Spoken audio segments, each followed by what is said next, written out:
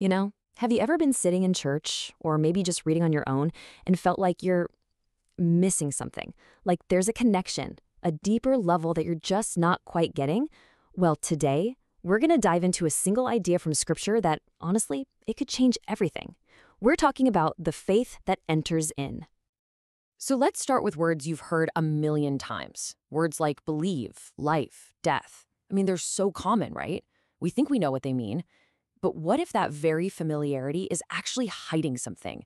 A meaning so deep it could completely redefine your walk with God. To really get this, we have to go back, way back.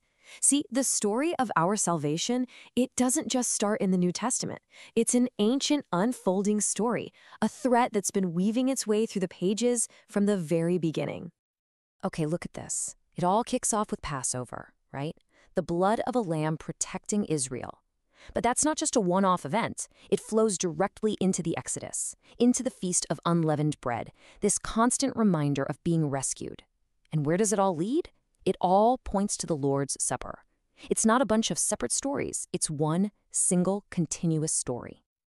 And that's exactly why we can't just skip to the end of the book. The New Covenant isn't some replacement for the Old. It's the beautiful, incredible continuation of it. If we ignore how the story starts, we'll never, ever understand just how amazing the ending truly is. So this brings up a huge question, doesn't it? Why a lamb? Why blood? And seriously, what on earth does some ancient ritual have to do with my life, right here, right now? Well, the answer is way more personal than you might imagine. To get to the bottom of that, we have to tackle a fundamental conflict that started way back in the garden, a battle over the very definition of life and death. It all began with this one little lie, whispered to Eve, "You will surely not die." And that one sentence, that one deception, created this deep confusion about what it really means to be alive and what it means to be dead. And honestly, we're still dealing with that confusion today. Check this out. It really comes down to two different standards. On one side, you have our human standard. Heart's beating, lungs are breathing, yep, you're alive. But then there's the Creator's standard. And by his definition, you can be walking around totally alive physically, but be spiritually dead, completely separated from him because of sin. And Scripture is incredibly direct about this. It doesn't say we were just sick or maybe dying. No, it says we were dead. That's past tense. From God's perspective, if you're not connected to him, the source of all life, your heart might be beating, but you're already dead. So, if we were dead, how in the world do we become alive? The answer is hiding in a word we use constantly, faith. But we're about to see it in a whole new light. Not as just a feeling, but as a direction, an action. And that leads us right to the heart of it all. What does it actually mean to believe? The answer, well, it might just surprise you. See, we usually think of believing in something. I believe in gravity. It's an intellectual agreement. I acknowledge it exists, but from a distance. The biblical idea, though, is believing into him. This isn't just nodding your head in agreement. This is an action. It's about entering into a union, becoming one with him, living inside of him. And this isn't just some clever wordplay. In the original Greek language of the New Testament, the word that often gets translated as in is this word eis. And eis is a word of motion. It means into, toward. Think of it like walking into a room. Faith isn't sitting on the couch agreeing that the room exists. It's the physical act of getting up and moving into it. Think of it this way. If I pass you a basketball, it's not really yours until you reach out your hands and receive it, right? It's the same idea. God didn't just give his son as a sacrifice for you, something to observe from a distance. He gave his son to you, to be received, to actually come and live inside you. Okay, so once you grasp this idea that faith is actively entering into Christ, the consequences are absolutely massive.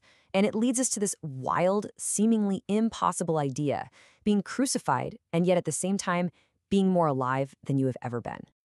The Apostle Paul says something that just sounds radical. I have been crucified with Christ. Did you catch that?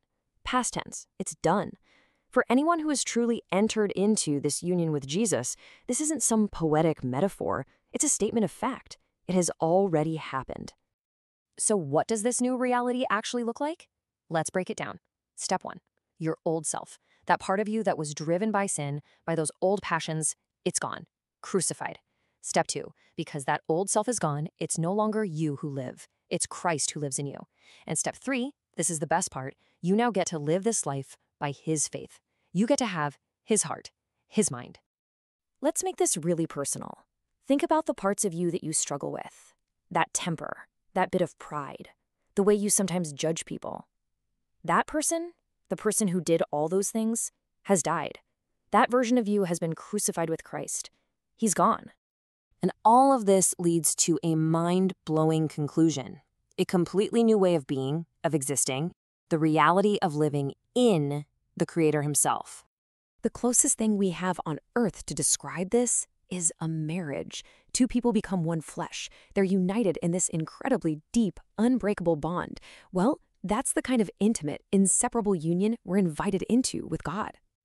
So what does this life of union actually mean for you, day to day?